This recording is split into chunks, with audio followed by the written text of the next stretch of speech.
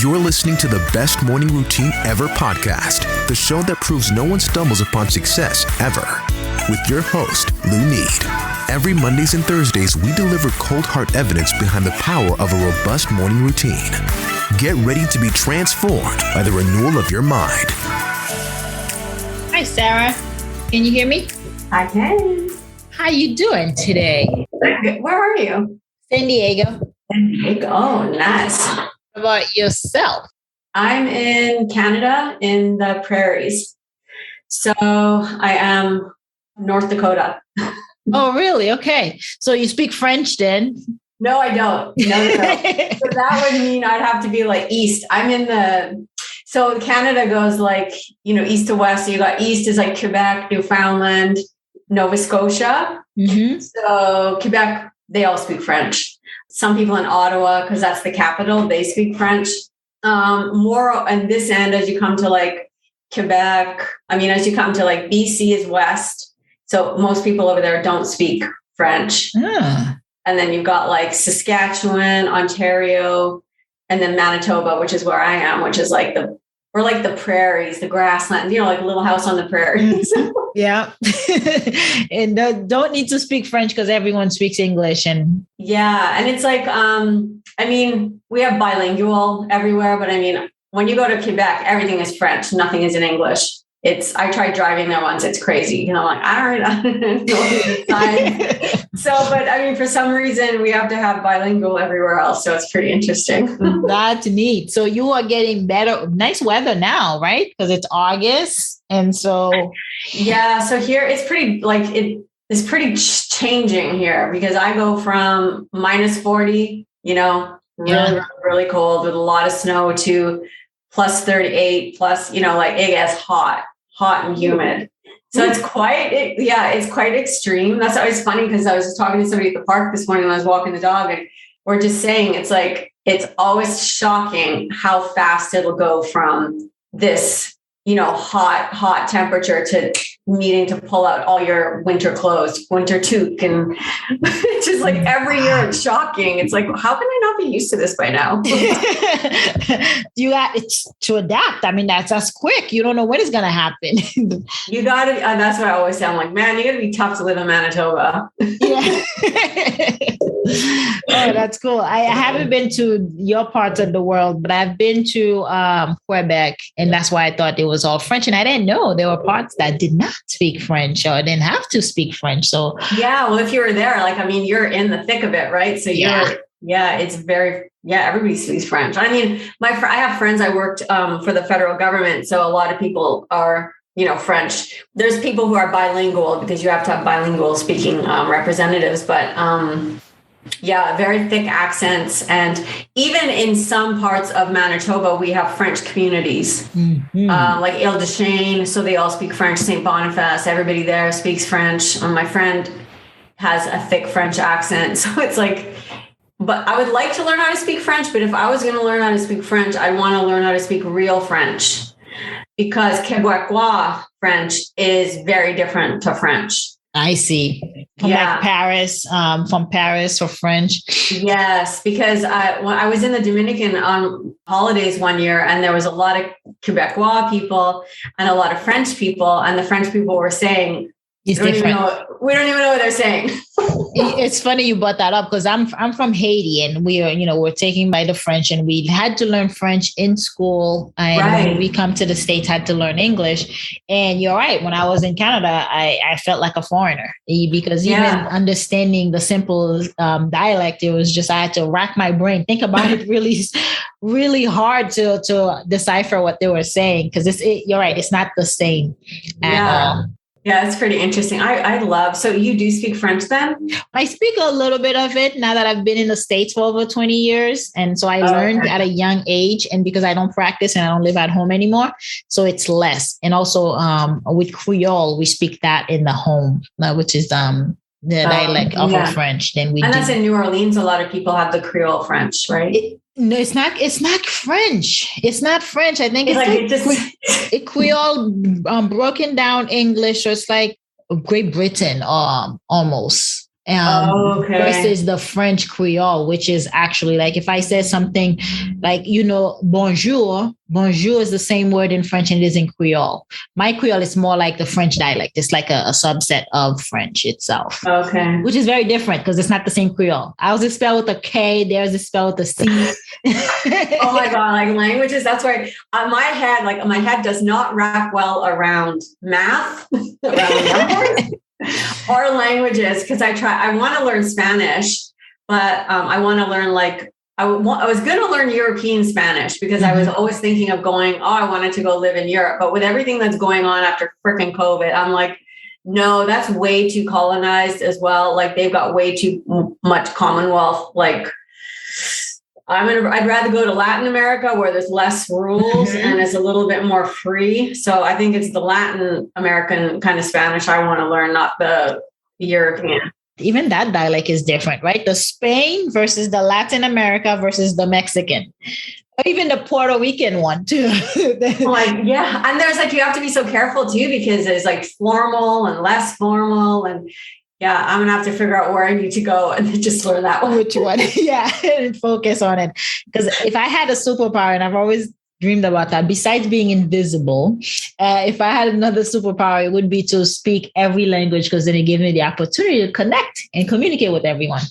Then you also need not just invisible, you'd also need the ability to move your body through space and time. Yeah.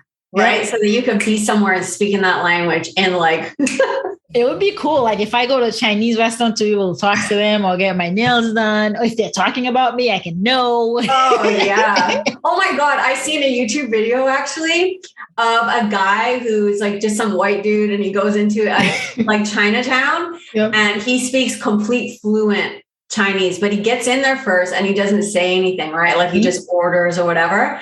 And then he kind of waits and he calls the waiter back, and then he starts speaking to him in fluent, just Chinese. Yeah. And everybody the whole restaurant looks because it's probably so shocking, because I guess he was I guess he lived in China for a long, long time. Yeah. And it was just amazing at the language. So I think and they were all just yeah, that would be cool. I think that's a hard language. I think it is. It's harder, but you have to, just like he did, you have to immerse yourself in it, right? You have to live there for 3 months or more to actually just have no alternative. If you want to get around, if you want to get your basic something, you have to learn the language. And I think that would be cool. And that's one thing I want to do later on in my life when my business takes off and I have the time for them, is actually be somewhere for 6 months and learn the language.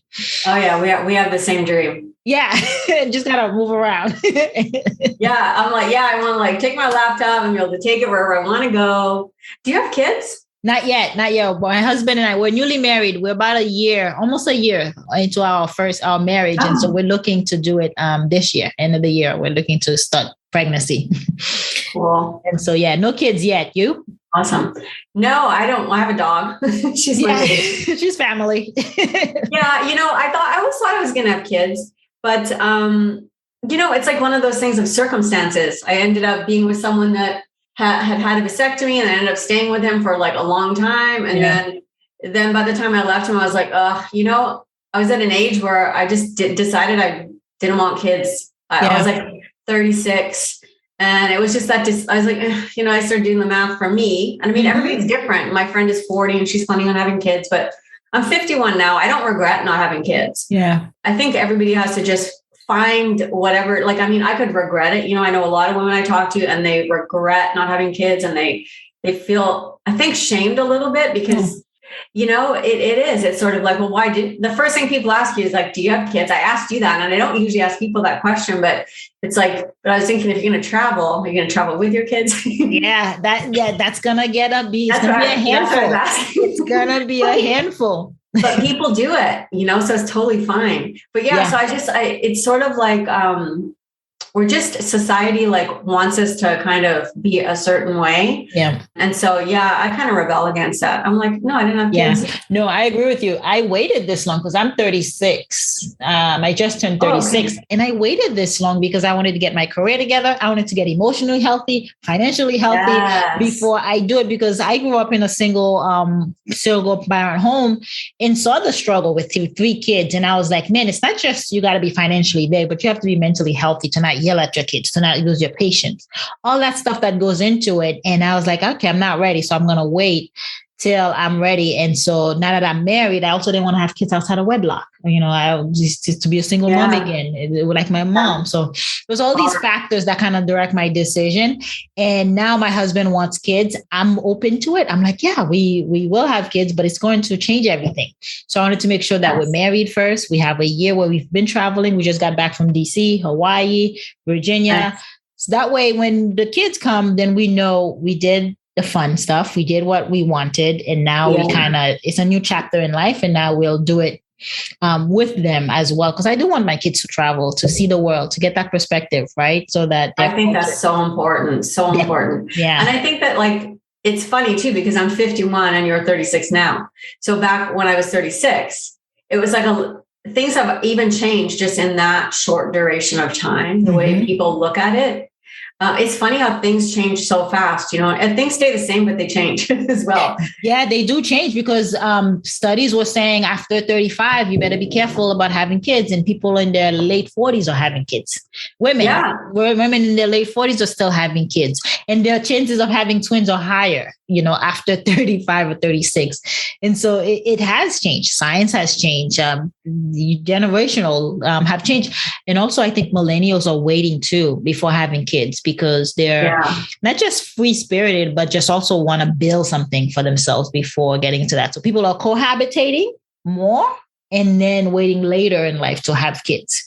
And I think that's the way it should be done, actually. Like, I feel like it's important to find out who you are. Know yourself, before you have kids. And I mean, honestly, let's think about it. We don't know ourselves when we're 20, 25. I mean, we're still figuring stuff out. And even when you get to be 30, 35, that's when you are like getting to really be strong and powerful in your own body and your own like mindset and figure out who the hell you are. But you're with a partner, so you already have someone, an established relationship. Yeah. So like, and you've already been with them for a year. So, because even marriage is a huge shift in how you feel about things. It totally was compromising. I was being 35, 36. We met when I was 32, and being later on in life, I was already set. I was past my 30s. I knew who I was. I knew what I wanted. And then you come in trying to meddle with someone else. That was tricky. Oh, yeah. And that's why we said, let's wait after we're married for at least a year before we start having kids, because the issues that are going to come up, it should be towards the kid, not us dealing with our own emotional baggage. You know what I mean? It's so true. And so we took that year to kind of get to know each other and have a plan of like, we're going to continue to keep dating. We're going to have date night. We're going to do this and do that, because we have to put each other in the forefront for the kids to be healthy as well. And so a lot goes into play. Yeah, they learn, like, you're going to be the programmer. They're going to watch. They're watching. It's like, because our beliefs all come from our parents. That's where it all freaking starts, man.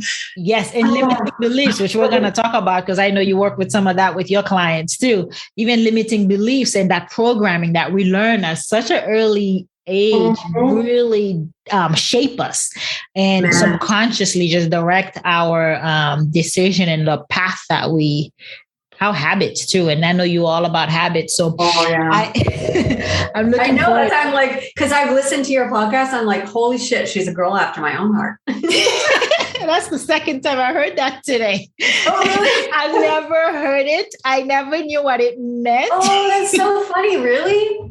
Yep. Oh, wow. See, the universe is like surrounding you today. It is. So tell me a little bit what that means. The girl after my own heart. So I think it means that like we both have probably similar values. Mm-hmm.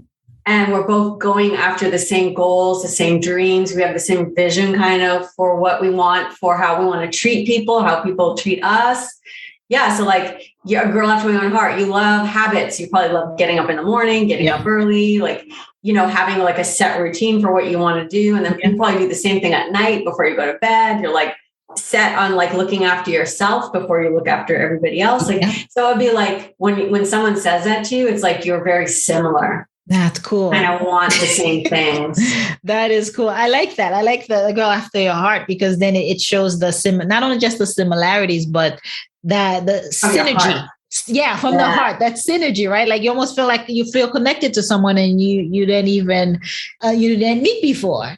Yes, and because it's like that soul connection, because like we all are so much in our heads, we're not always in our body. And really, if we all were to connect at a heart level versus cutting all that bullshit out, right, from the brain level, especially the autopilot, then I mean, the world would be a much better place. Yeah, I totally agree. So it is designed. Isn't it? It's destiny. I kid you not. You're the second person, and I heard it a half hour ago. And so it's really cool to be surrounded by that. What does this mean? It's like when you buy a car and all of a sudden you start seeing the same car everywhere. It's like, oh. Yeah. And then Tony Robbins is with something activated in your brain, that because you're now focused on it, you can see it everywhere now. I keep forgetting the name of it that he uses, but that's how powerful the brain is. The brain is, but we're only using like this much of it, right? 5% of it is creative, and 95% of it is autopilot. It's programmed. It's subconscious. Isn't that crazy? It's scary, but the brain is designed that way. So before people go off the hinges and think, wow, this is a problem. No, the brain is doing that for your own good, because you imagine if you had to relearn how to walk every time you stand up. I know, or breathe, or breathe, right? Drive to work. Drive your car. Every time you got behind the wheels, it don't matter what time of day, you had to learn how to shift gears, keep your hand at the 10, 15, like it would exhaust you so much that you wouldn't want to do anything. Yeah, that's so funny. I use that exact same example in my little mini course that I do. And it's like, it talks exactly about that. It's like, remember the first time you tried to drive your car and you're like, shh, don't talk to me. Turn down the radio when you're trying to park. It's like, now it's like, you got a coffee, you've got the radio, you're like talking to somebody, like your brain is amazing. You're putting on mascara. You can do it because the brain has moved that task from the frontal cortex to the hindbrain. And now it's on the subconscious mind where you don't even think about it. Or when you drive home and you don't know how you got there. That has happened to me so many times. How did I get here? That's the brain protecting you. That's why it's designed to do. Now, the problem is when that default is negative, it's surrounded with trauma and limiting beliefs. And then you realize those same limiting beliefs are actually driving you and you're not in control. I know. That's when it becomes a problem. I know. See, that's why you and I could just sit here and talk about this all day. And that's where you come in. That's where you come in. That's where I come in. That's where we come in together, joint effort to actually make that easier, alleviate that process. And because a lot of people are not aware that they're operating out of the subconscious mind 95% of the time. And they don't even know what that negative, I call it automatic negative thoughts, that dialogue is. It's just, it's prominent. It's like, oh, this sucks. People suck. It's just that negative toxicity that happens all the time and it becomes normal. Well, whatever you think about is going to grow. Whatever you focus on is going to grow. And so if that's the only thought pattern you have, well, it's creating your reality and it's scary. Exactly. It is. And it's so funny because like I talk about sabotaging or supporting yourself. And so much of the time we're sabotaging and not supporting. So if we can bring in those like supportive thoughts, or especially when you're working with someone who's new to this work, I just talk about what they're saying to themselves. Yeah. Because they don't understand like their thoughts actually create their reality. But if they can notice what they're like, if you say, oh, what are you saying to yourself? You know, oh, I'm an idiot, or oh, why do I do this all the time? Or I can never get that right. Like when you notice or you get up in the morning and you look in the mirror and you say, I look like crap. Oh my dog is barking. Shoot. Then you're really sabotaging yourself. You're not creating those supportive thoughts. Right. I like that you put the supportive thoughts because you want to affirm those. You want them to be better and to support your growth because that's the beauty with affirmation, because anything you put behind the words I am becomes your truth. It becomes your reality because the brain doesn't know the difference. I can say I'm suck and the brain's going to agree with you and says, yeah, yep, you do. I can also says I am powerful. The brain will be like, yes, you are. And then the brain kind of gets into a place of creating that for you. Creating that world, whatever. It's just here to take commands, right? Yeah. It's just taking commands from you every day, every second. So it's imperative to be like, I ought to be careful what I'm saying to myself because I am listening. Yeah. And the crazy thing about what you say over and over again, or what you're thinking over and over again, your brain, even if it's completely not true, will go out there and find all that validation for you. And that's how that belief gets built on. Isn't it crazy? And then if you start saying, wait a minute, and you look for more of a positive validation, like a positive statement, you can start seeing those positive statements come up everywhere. Like you can get validation that you're good, that you're okay, that you're doing good, that you're beautiful, that you're wonderful. But if you're constantly saying the opposite, you're going to find validation of it everywhere. It's the brain's job is to prove you're right. I know. So whatever you're saying, it's going to prove you're right. It's going to bring it into your world. It's going to give you behaviors to make it real because the brain does not want to be wrong. The brain is going to be at your demand. So whatever you ask for it. So yeah, absolutely. You're creating that reality. You're creating who you are too as a person, your personality. You're creating that every single day with everything that we do. It's phenomenal, but that's the power. That's how powerful it is because the brain, again, does not know the difference. In the same way, I think the fastest way to change our attitude, to increase our altitude, as I like to say it, is gratitude. It's a lot of tude in there, but you get my drift. That's the fastest way to change your mindset because what can you be grateful for this moment? And for me, I like to take it in a dramatic way. Growing up in Haiti, we didn't have clean running water. We didn't have running toilets, right? So for me, if I wake up and I'm having a bad day, I'm like, I'm grateful that toilet is running and there's water in my sink that I can drink, And then that attitude of gratitude just kind of catapults you to the next level to find other things to be grateful for, right? The same thing we're talking about, Sarah. It's going to show you other things to be grateful for. It's going to be, the brain wants to be right. So it's going to show you, hey, you got your hands, their limbs, they're working. There's something to be grateful for. Oh, you have a head full of hair. There's another thing to be grateful for. Look at that beautiful smile, something to be grateful for. And the minute you start doing that, you find more things to be thankful for. And that elevates your attitude. That elevates your altitude. Like you start feeling better. You start realizing how fortunate you are. And then whatever negativity you were thinking about is no longer in the forefront. It takes a back seat. It's so true. And the funny thing in this society is we get so programmed to not really be grateful for the smallest things. And often it's those smallest things that really are the most important to us. Like we don't appreciate time. Yeah. And time is our greatest gift. And I think sometimes, and it's funny too, like, because COVID is a great example.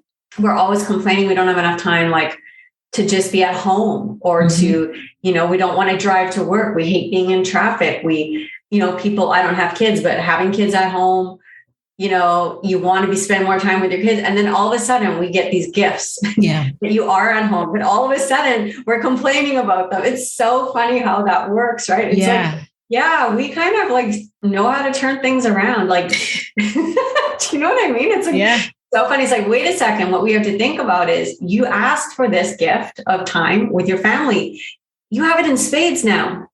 So how can you make the most of it? Really think about that for a second. Yeah, we're all locked up in our homes or, there's things going on in the world, but the only thing we really have control of is, our thoughts, our feelings and our actions. And then how can you make the most of those, in the situation?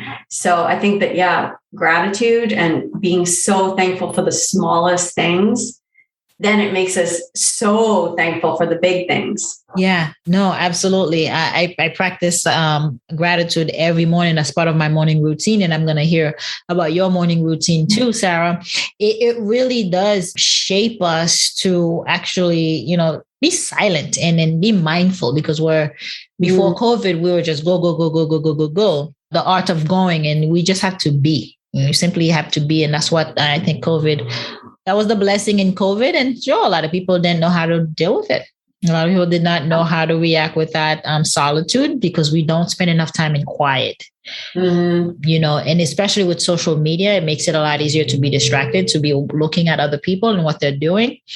And it really is a sickness, especially for our younger generation, that's always getting that screen time and not getting that quiet time to be grateful, not getting that quiet time to process things, emotional things properly, especially after a trauma is experienced. You just kind of try to, what we say in Haiti, you just push it under the rug and leave it there, but it becomes a mountaintop. And then that becomes part of the limiting belief, or part of that subconscious part of the brain that we're talking about. And then that starts driving your decision. That starts driving your behavior. And then from there, you don't even know how you got there. You don't even know who you are anymore either. 10 years later, 20 years later, you wake up and you're like, what happened to time? Yeah. Who the hell am I now? Like, how did I get here? Autopilot. The same way we're talking about how you drive home, you don't know how you get there. You're going to wake up in 20 years and be like, how did I get here? Because you don't remember taking the left turn or the right turn, or breaking up that relationship, or actually not building that business, or not having things that are fulfilling, or not living your dreams, not living your goal, not living your life purpose, right? This is a big part of the podcast, is how do you find that purpose and to live in it?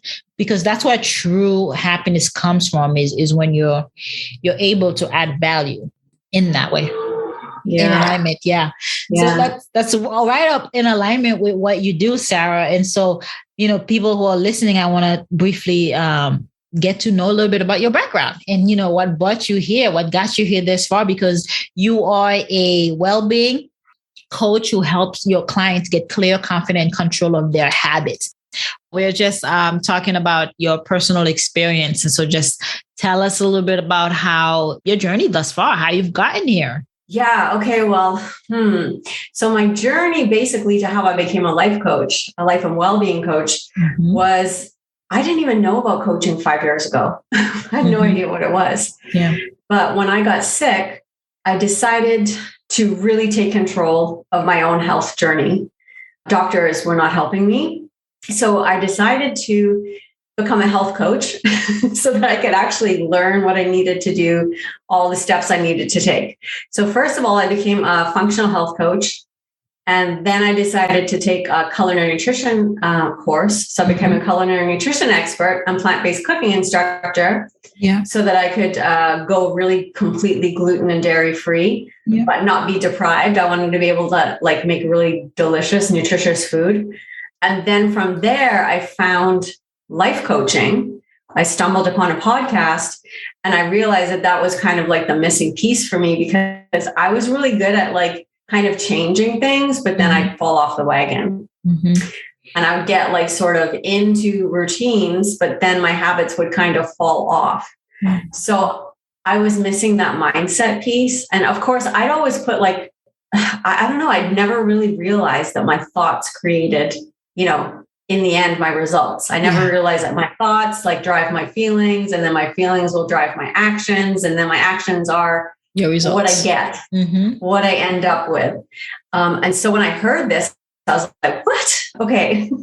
I was like, okay, wait a minute. And she talked actually also about how to stop over drinking. And I was kind of depending on my weekly wine habit to relieve stress. And I was in a lot of pain. Yeah. And I just realized I was drinking a little too much. And I mean, I wasn't considering myself an alcoholic or anything like that, but that was a one habit I was finding really hard to stop.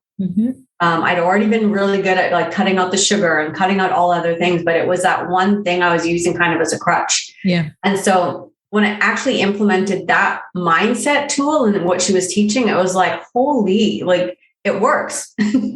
So I was hooked. I was hooked on it. I just decided right there, after I kind of followed her podcast for probably, I'd say a year. Like I followed it for a good year and I started implementing all the tools and really just, I'd already been doing lots of things that were healthy because I've always been a healthy person. But what happened in 2015 that started this health crisis was I had an allergic reaction to metal braces. And that created a systemic response, which was an autoimmune response, which created this crazy rash all over my body.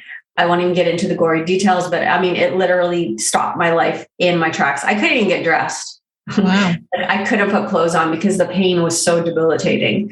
And so I've healed myself. I no longer have that rash. The doctors were at they told me, oh, like you're going to have to take the steroids, use a steroid cream and, all the things. I'm like, there's some, like, I need to do deeper work than that. Right. I'm not going to just use a Band-Aid. I've always been very holistic and natural in for years. So so I sort of stuck with my guns on my intuition. And I feel like that's how my journey led me here. Nice. Like to be able to help other people with helping themselves. Like the mindset is what I'm so fascinated about. Like I'm a plant-based cooking instructor and I love like helping people with weight loss and all that stuff. But I just feel it's so important for people to understand that they can make changes just on their own. Yeah. By just implementing, like really starting to be intentional about what they're thinking. Yeah. And you said metal braces is what you're allergic to? Yeah. So I put metal braces on my teeth. I was like, oh, I want a gift. I'm 45. I want to like get straight teeth. And that was the worst decision I ever made in my life. Yeah. So, I mean, my body reacted. Long story short, what happened was I ended up finally finding an environmental naturopath when we did a huge history, environmental exposures. And I mean, basically I'd been exposed to a couple of times like mold quite severely. And just all the other things that we have in our toxic environment these days. And free radicals. Yeah. Yeah. And like just glyphosate on our food. If you're not eating organic, that's why I had to get my organic delivery there. It's like, I try and eat all organic. I mean, our soil is degraded with all the herbicides and fertilizers and the things that they're using. It's just not natural. Our bodies can't process it. Right. So my body just had enough. And I'd also been in a long-term relationship that was very stressful. Now, at the time, I didn't realize how of a big impact stress can have on the body, but my God, it really does. And I think it was just my body had a tipping point, and then I put those braces on, and then it was just like, bam, my body just said, I'm done. And then the immune response started, and took a long time to settle it all down. Yeah. And now you follow a holistic approach because you're not just looking at putting a Band-Aid on it, as you mentioned earlier, because that's what, most doctors go prescribing you the drugs and over you stay on this for the rest of your life, but never really getting to the root cause of where it started, because any malady that comes in, it's coming from a subconscious level. It's a blockage somewhere, because you can clear that. If you clear that channel, if you get unstuck in that way, then you can, the body is powerful enough to heal itself. And feeding your body the right nutrients, the right food, it can actually heal itself in getting rid of any of that unnecessary disease. But the quick fix is getting a prescription. But you, on the other hand, you follow a holistic approach, which actually taps into it. I just said no. I actually, when I was in my early 20s, I had severe IBS. And I already knew way back then that I didn't want to take the drugs. They tried giving me the drugs back then. And I guess I'm very curious. I was asking a lot of questions and none of the answers made any sense to me. Yeah. So I went looking for different answers. I ended up seeing an iridologist, an herbalist, and going to somebody who did colonics. So, I mean, way back when in my 20s, I was doing that. And I became vegetarian back then. Yep. Just decided it was easier than the food combining to just go straight vegetarian.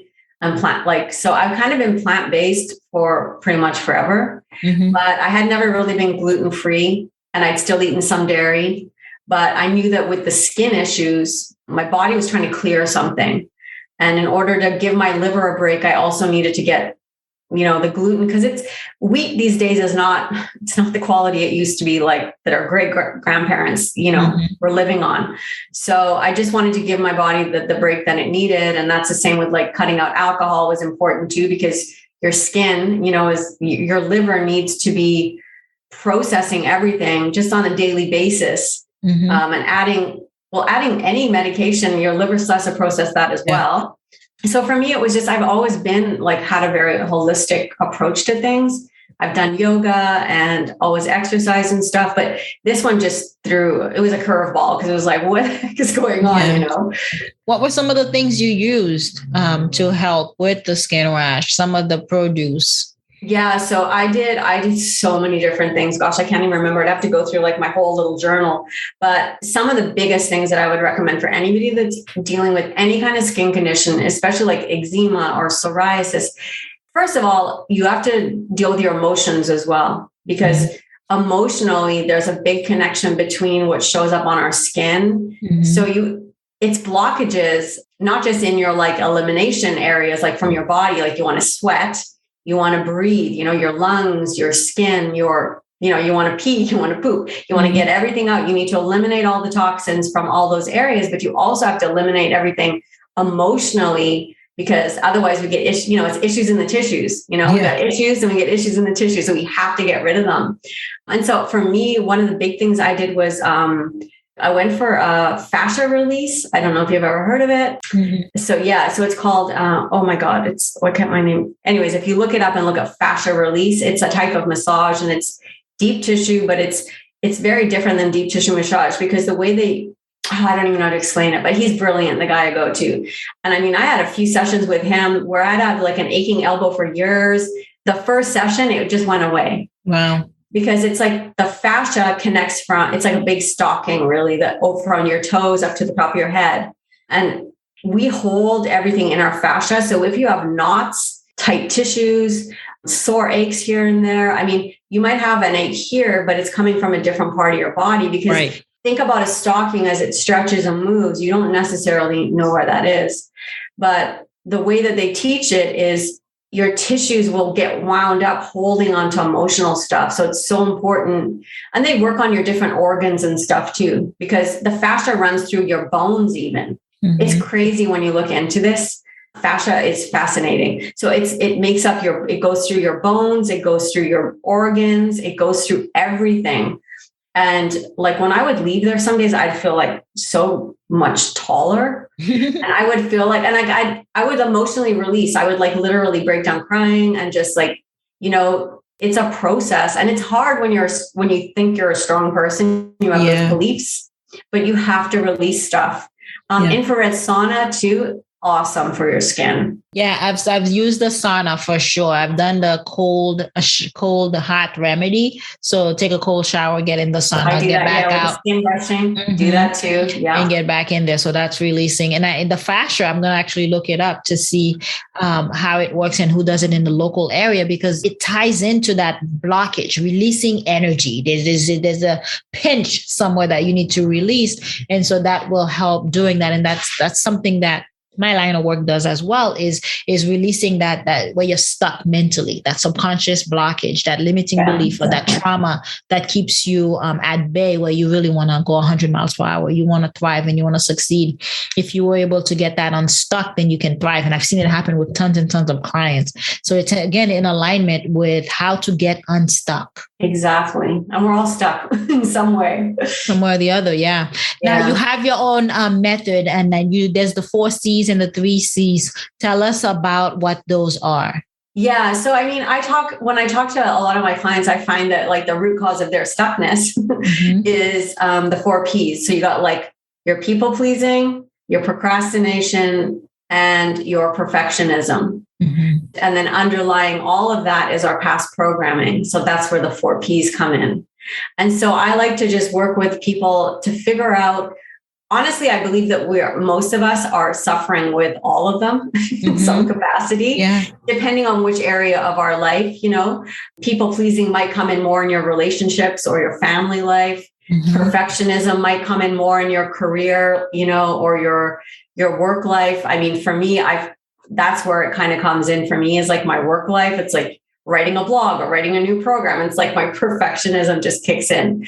And then of course you've got the procrastination, which, you know, a lot of it has to do with fear. You know, once we get past certain things, we have to actually show up. So it's a lot of times it's like we put things off. But I think that those 4 P's, if you can start figuring out how to overcome those, you can really start up leveling and moving forward. You know, stop the spinning out, stop the indecision. But I mean, it's a process, and it doesn't really happen overnight necessarily, but it does go back to how we're thinking about ourselves. And so then a way to help start clearing some of those blocks for how we're thinking is using like the 3 C's, which is getting clear, getting confident, and then getting in control. And the way I look at it is getting clear is just getting clear on who you are. You know, who you are and what you really want for your life. You know, asking yourself those powerful questions of, you know, what did you enjoy from your past experiences that you've created for yourself? What do you want for your future experiences? What are you willing to settle with? You know, what aren't you willing to settle? But if we don't know, if we don't have a clear path forward, we end up being stuck and spinning out.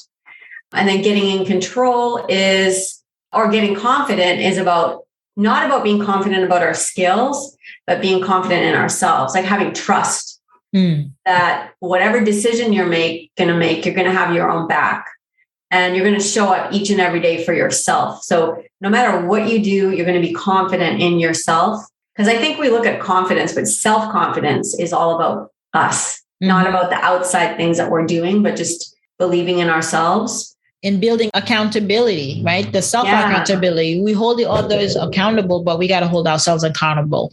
If I say I'm going to wake up at 5 a.m. to go for a run, if I don't do it, I lose trust in myself. Exactly. Yeah. If you're constantly breaking your word to yourself, you're never going to trust yourself. Yeah. And then being in control, like a lot of people think, oh, like that's a type A personality, being in control of everything. I'm talking about being in control of you, you know, really starting to be intentional and living your life on purpose, so that you're showing up every day in like body, mind, spirit, like you're really knowing who you want to be. So you have control then over, you're noticing the thoughts that are sabotaging, and you're replacing them with ones that are more supportive. And you're like cultivating those habits, a morning routine, an evening routine, creating the structure for your life, so that you can actually show up and start training your brain, you know, in the way that it needs to be trained, so that you can really, really have control over the results you're creating,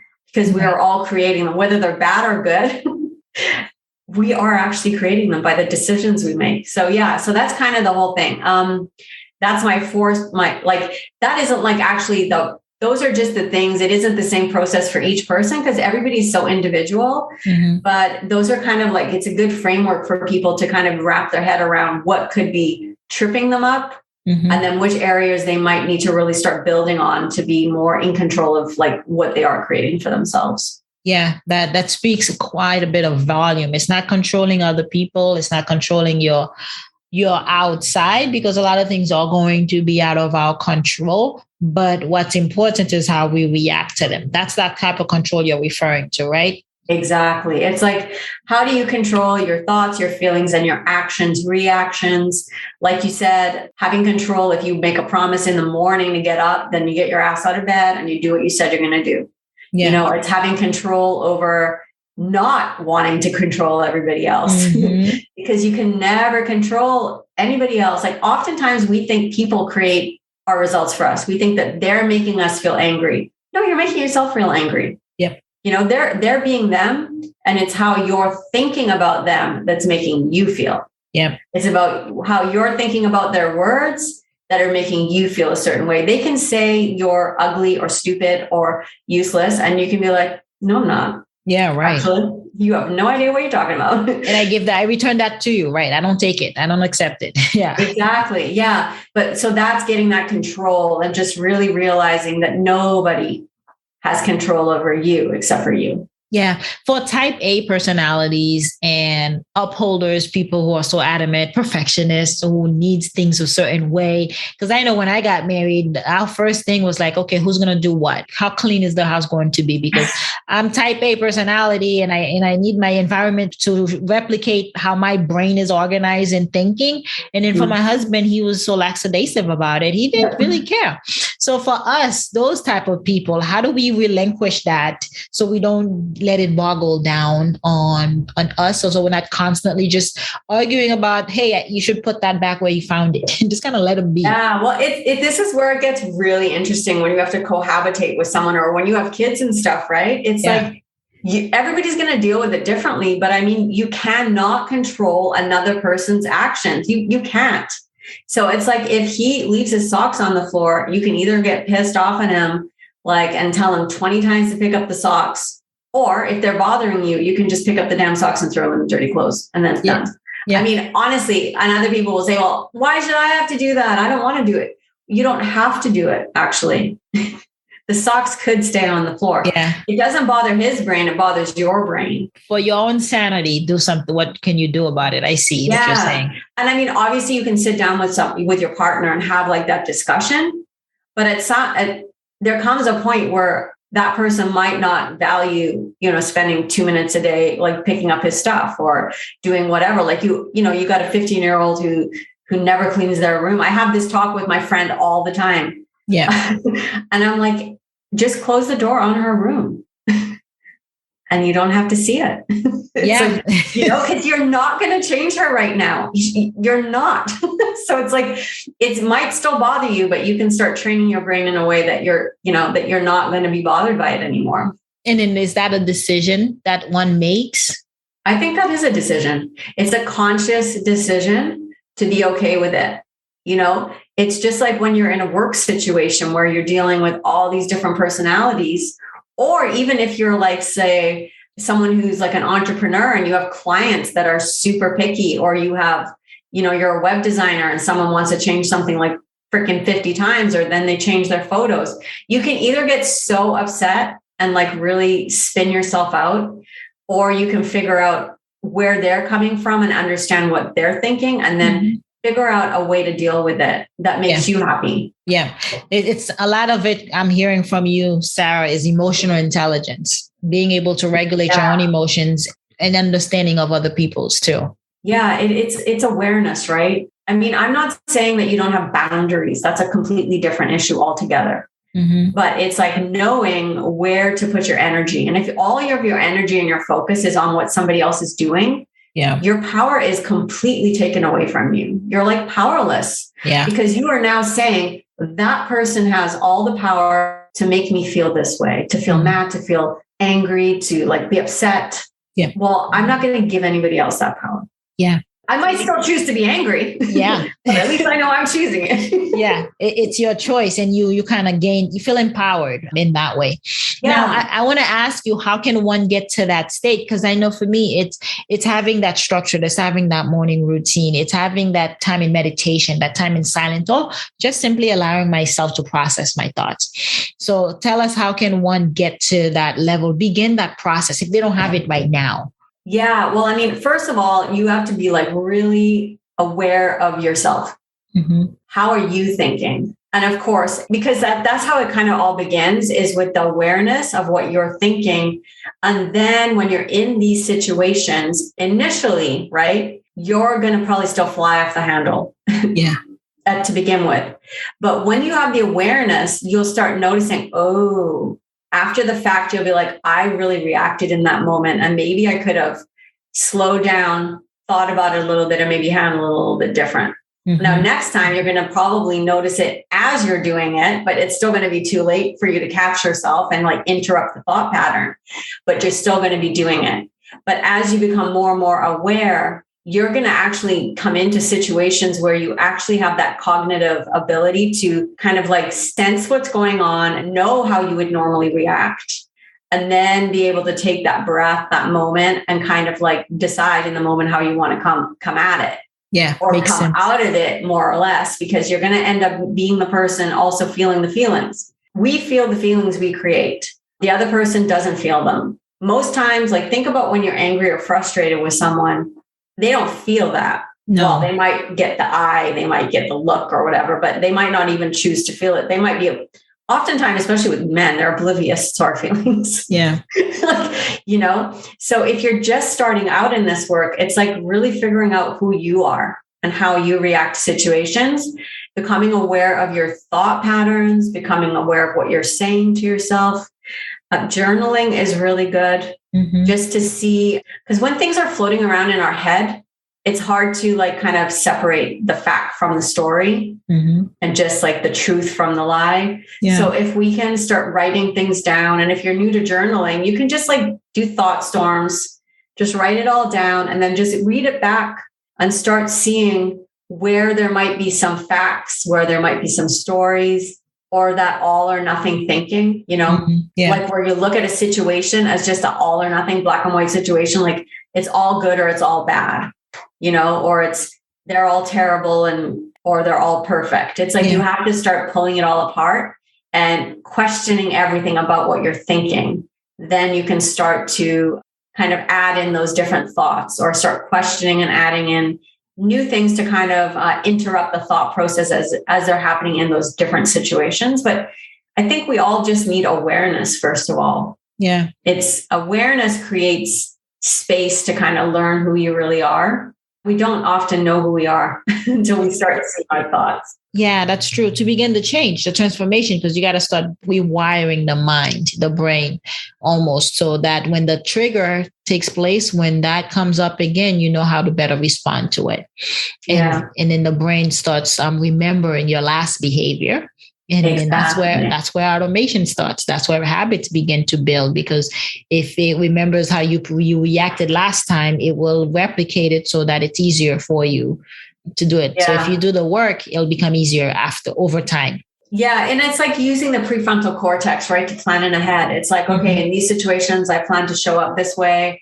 I want to think these thoughts, and kind of have a strategy too. Like, I mean, we're talking about a wide variety of things here, but depending on what it is you're trying to deal with, you want to kind of, like you said, using your thinking brain, not just your autopilot primitive, brain. Yeah. So yeah. And it's like all about learning, I can actually use that, because sometimes we don't realize we really can use that decision-making brain. It's so powerful. And once we start training it to do what we want, then you really start getting those good habits, not those bad habits. And it becomes easier to build. Yeah. And as I was listening to you speak, when you say, you do the work for you, where, you're angry at somebody, they don't really feel the same way, right? And you over here building toxicity in your system, your blood, and that caused you to get rashes and ulcers and all kinds of disease in your body, disease in your body. In your body. And the other person is fine. They're living their life with no problem. And then you're the culprit, you're the issue. When you said that, what came to mind was forgiveness. You don't forgive somebody who's harmed you, who's hurt you for them. You do it for you. I was saying forgiveness is what came up, is you don't forgive somebody for them, you forgive them for you. You forgive them for your own well-being, so that you can be happy, so that you can be healthy. Because if somebody hurt you and you hold on to that grudge, you're only hurting yourself. Yeah, I never hold grudges. It's just so pointless. Yeah. It becomes a heavy burden to carry around with you if you got a bunch of grudges against people. Yeah. And there people are living their life. They're going up, la-di-da, and you over here. Oh my God. Yeah. So many people carry around baggage, like think about it. And then, they like, and it's really just, we don't realize that it's not, we think that we need to hold on to it. Because if we let it go, then we're forgiving them, and it's they don't deserve to be forgiven. And, they really did deceive me. Well, it might be true that they deceived you. It might be true that they genuinely hurt you, but you don't have to hurt yourself anymore. Right. It's not vindicating them. It's not saying, it's okay what you did, but it's looking at that situation and saying, I'm ready to put that aside. I'm ready to shut the door on that experience.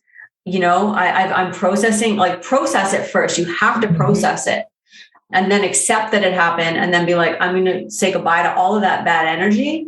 I'm going to let it go. That's another thing you can do too, is write things down and rip them up or burn them, right? Like do that little ritual. Yeah. That's really helpful, I find.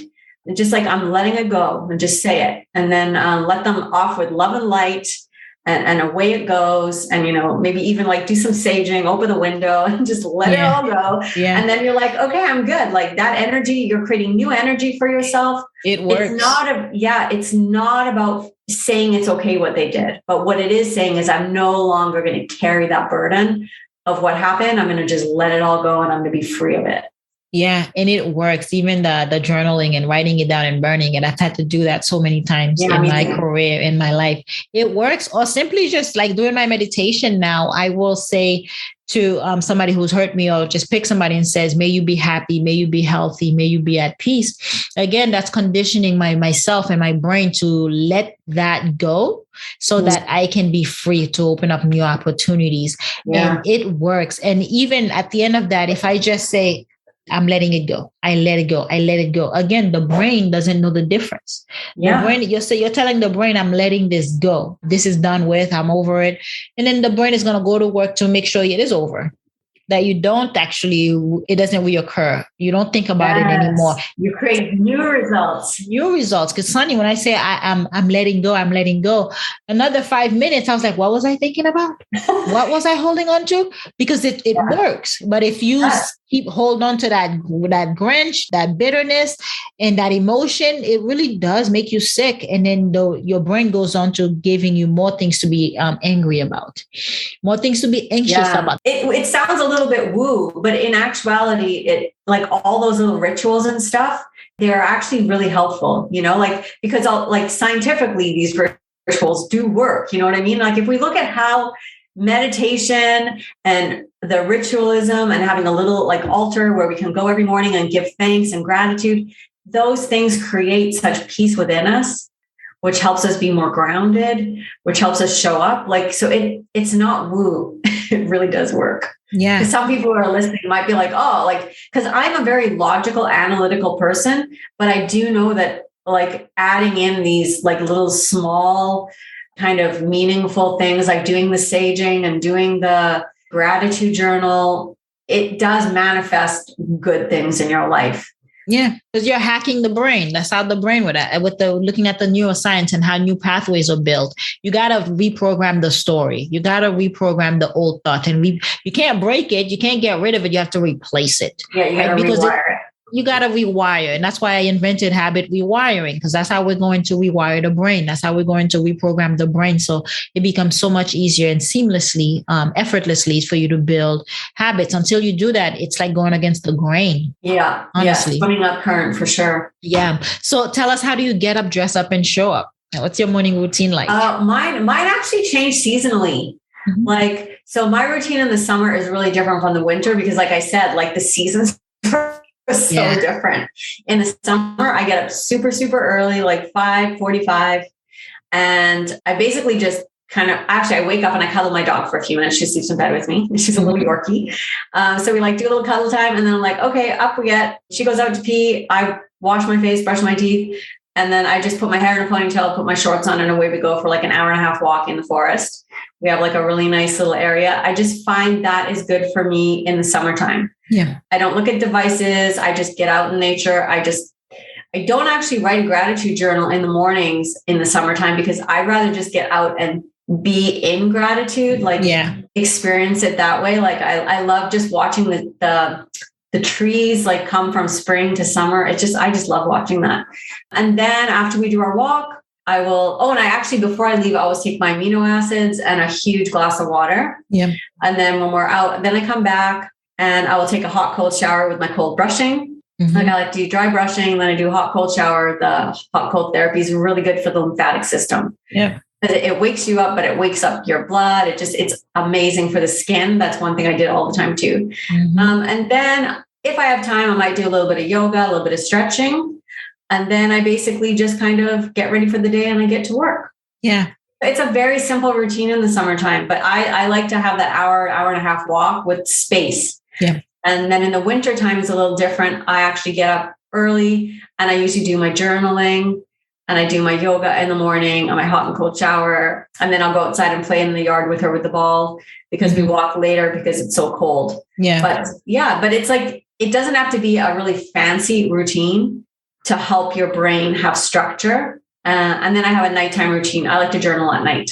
It's powerful, the routine that you put in place to prime yourself so that you can ensure you have the energy you need throughout the day to ensure that you show up for everyone else in your world, right? You're not just for you, but you got to be able to emotionally take care of yourself, be grounded so that you can be ready for the world. And all that you mentioned, the shower, the cold and hot shower, it's all part of why I invented the morning routine app, because that's part of it. There is an opportunity to take a cold and hot shower because it does wake up the body, as you say, and it gives you energy. It helps you be uncomfortable with being uncomfortable.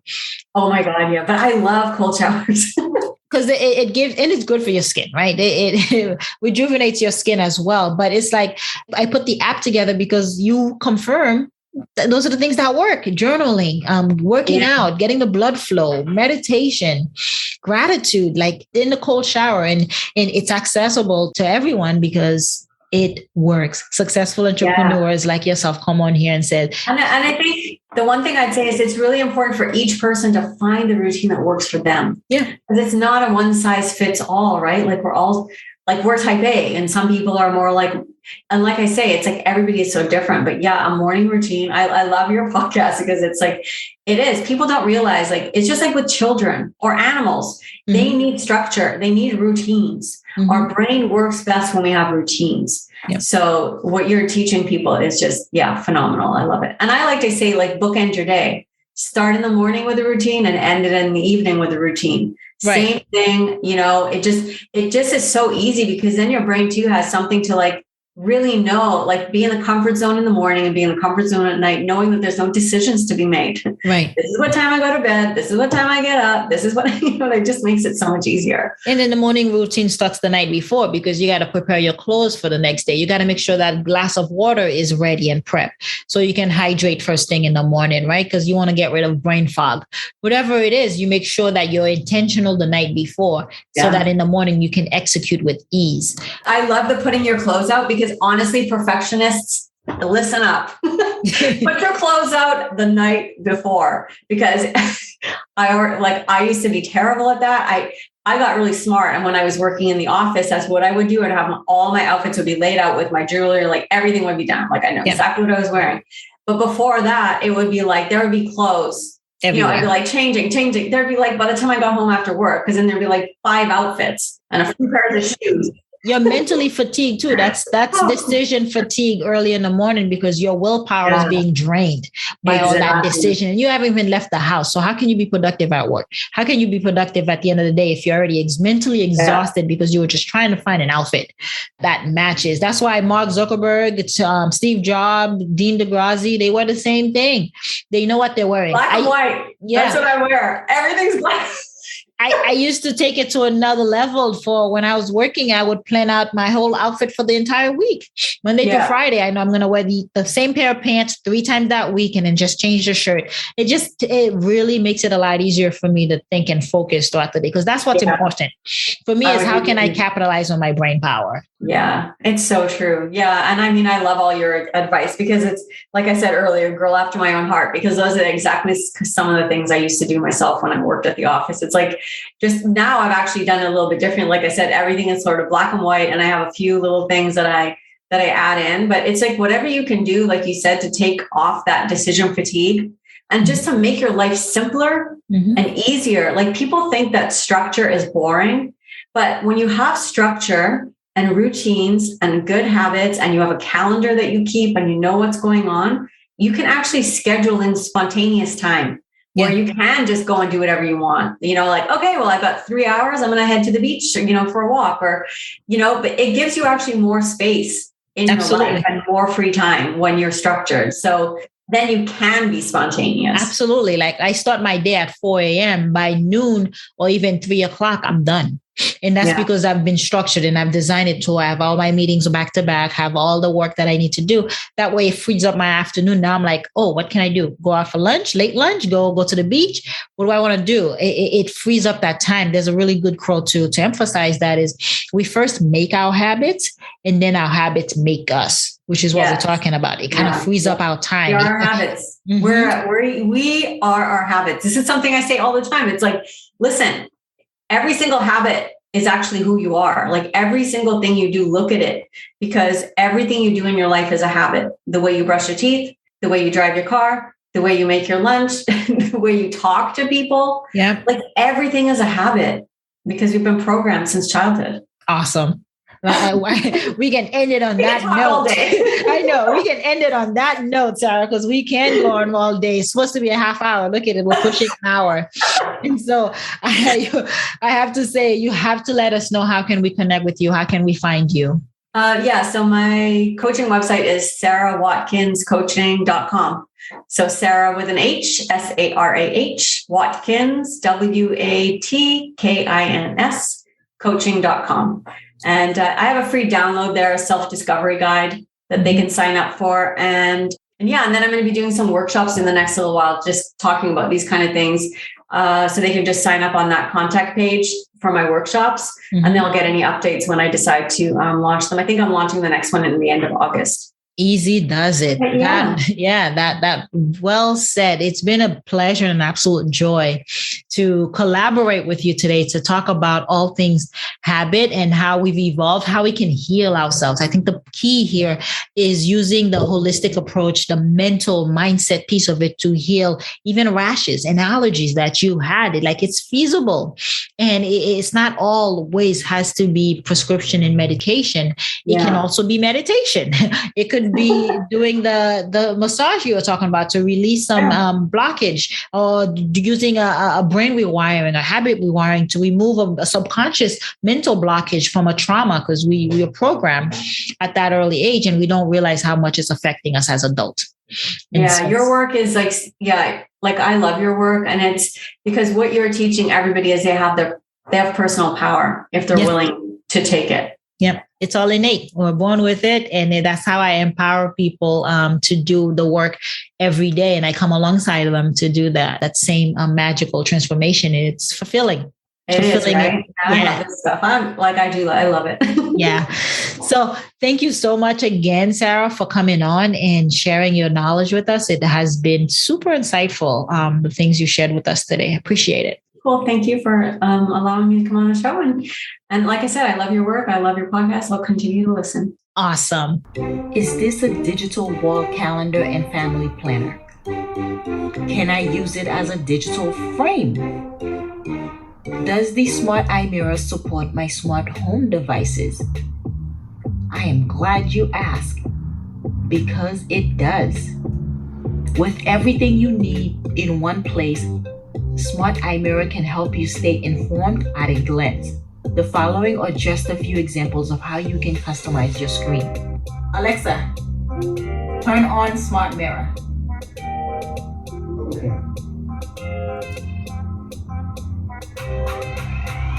This is a calendar of the month showing us what we have coming up, but that's a YouTube video playing over here. Picture digital photo album. But if you look at the time, we have the date, the time, but also an affirmation. Love is patient, love is kind. Not just a smart mirror, it's a smart lifestyle. Go check it out at bestmorningroutineever.com and go into the dress up tab, and there you'll see all things Smart Eye Mirror to give you more information, and I will be excited and elated to customize it to you and your liking and your lifestyle. All right, morning enthusiasts, that's it for today's show. Thank you for tuning in. If you love the Best Morning Routine Ever podcast, we'd love to hear from you. So go ahead and subscribe, rate, and give a review on iTunes or Google Play. While you're at it, tell a friend about the show. Be sure to visit bestmorningroutineever.com and our Facebook group to join the conversation, access the show notes, and discover our fantastic free bonus content. Until next time,